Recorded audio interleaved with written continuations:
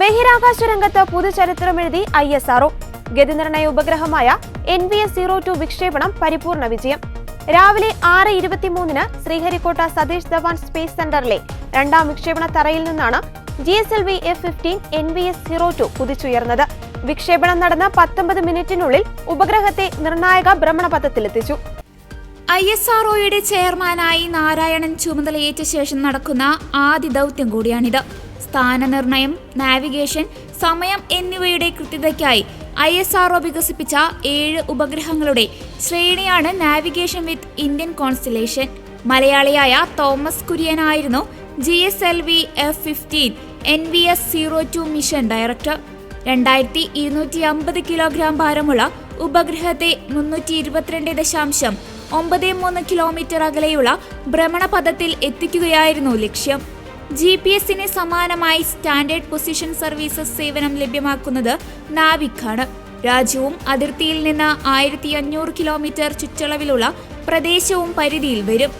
NVS-01 കഴിഞ്ഞ വർഷം mail വിക്ഷേപിച്ചിരുന്നു. ഗതിനിർണയ രംഗത്ത് അമേരിക്കയുടെ GPS-നെ കനത്ത വെല്ലുവിളി സൃഷ്ടിക്കാൻ ഇന്ത്യ തദ്ദേശീയമായി വികസിപ്പിച്ച അത്യാധുനിക നാവിഗേഷൻ സംവിധാനമാണ് നാവിക്.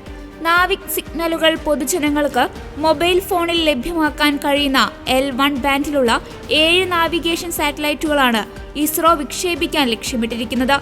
7 എണ്ണത്തിൽ 2 കൃത്രിമ ഉപഗ്രഹങ്ങളുടെ വിക്ഷേപണം ഇന്നത്തോടെ പൂർത്തിയായി. അമേരിക്കയുടെ GPS-നെയും റഷ്യയുടെ ഗ്ലാനോസിനെയും ചൈനയുടെ ബേദൌയെയും യൂറോപ്യൻ യൂണിയന്റെ ഗലീലിയെയും വെല്ലുന്ന നാവിഗേഷൻ സംവിധാനമാണ് ISRO അണിയിച്ചൊരുക്കുന്ന നാവിക്.